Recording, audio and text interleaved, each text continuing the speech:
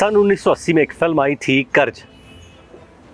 इस फिल्म में हीरो थे स्वर्गीय ऋषि कपूर। फिल्म में हीरो के किरदार मोंटी को पता चलता है कि उसका कत्ल उसकी बीवी ने पैसे ऐंठने को लेकर कर दिया था और उसके घर वालों को भी बेघर कर दिया था। उसके बाद मोंटी ये सब कुछ सुधारने का फैसला लेता है। इस फिल्म के सभी गाने सुपर डुपर हिट थे। इसमें एक गाना था, पैसा ये पैसा कैसा है ये पैसा। पैसा ये पैसा, पैसा है कैसा, नहीं कोई ऐसा जैसा ये पैसा। ये हो मुसीबत न हो मुसीबत, हो मुसीबत न हो मुसीबत। 7 8 9। आखिरकार वही हुआ जिसका डर था। हिमाचल में कांग्रेस की सरकार ने व्यवस्था परिवर्तन के नाम पर आगाज किया तो केंद्र में बैठी मोदी सरकार ने भी प्रदेश को मिलने वाली वित्तीय सुविधाओं में व्यवस्था परिवर्तन कर दिया। उधार लेने की लिमिट में 1779 करोड़ रुपए की कटौती कर दी तो बाहरी सहायताओं के रूप में एजेंसियों से मिलने वाले लोन पर भी लिमिट फिक्स कर दी।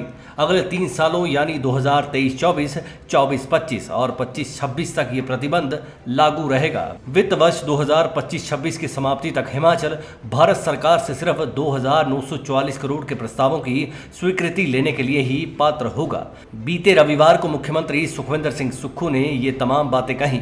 साथ ही सुक्खू ने यह बात भी कह दी कि प्रदेश सरकार ने कर्मचारियों को ओल्ड पेंशन स्कीम दी तो केंद्र में वित्तीय प्रबंधन लगा दिए गए।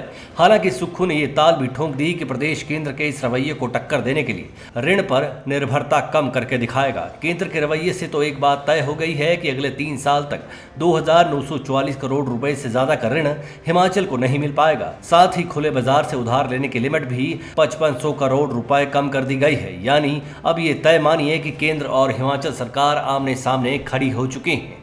हालात ये साफ दिख रहे हैं कि आने वाले वक्त में हिमाचल को उधार का देसी घी और वनस्पति घी तो दूर की बात है, रिफाइंड ऑयल से ही काम चलाना पड़ेगा। ये अलग बात थी कि सत्ता में आने के बाद कांग्रेस ने उधार की लिमिट को बढ़ाने का प्रस्ताव पारित कर दिया था, लेकिन इस प्रस्ताव का दम केंद्र ने घोंट कर रख दिया।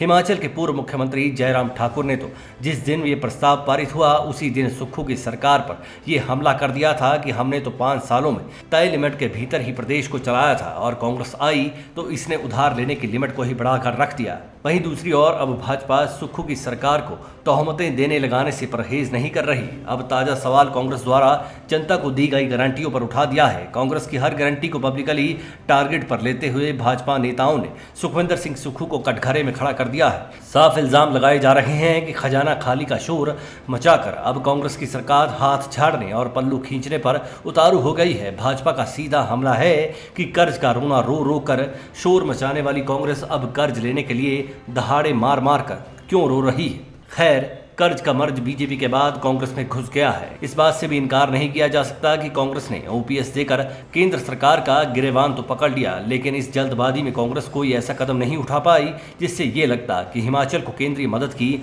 जरूरत नहीं पड़ेगी। ओपीएस की रैली में कांग्रेस की जितनी बल्ले बल्ले हुई थी, अब केंद्र सरकार का रवैया इसको उतना ही थल्ले थल्ले करने वाला बन चुका है। अति उत्साह और सत्ता में वापसी की चाह अब सरकार के वित्तीय मदद की राह में रोड़ा बन चुके हैं। कर्ज फिल्म की कहानी का थीम भले ही उसकी बीवी को पैसे ऐंठने की घटना से लेकर जुड़ा हुआ है, लेकिन मौजूदा सुक्खू सरकार की कहानी भी कुछ ऐसी ही है।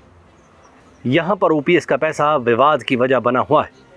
केंद्र सरकार लौटाने को तैयार नहीं है और मौजूदा हालात ऐसे बनते जा रहे हैं जिनमें ये कहा जाए कि आने वाले वक्त में हिमाचल सरकार को पेंशन देना तो दूर की बात, मौजूदा कर्मचारियों को वेतन देना भी महंगा पड़ जाए तो गलत बात नहीं होगी। Manish Kaul, black and white news.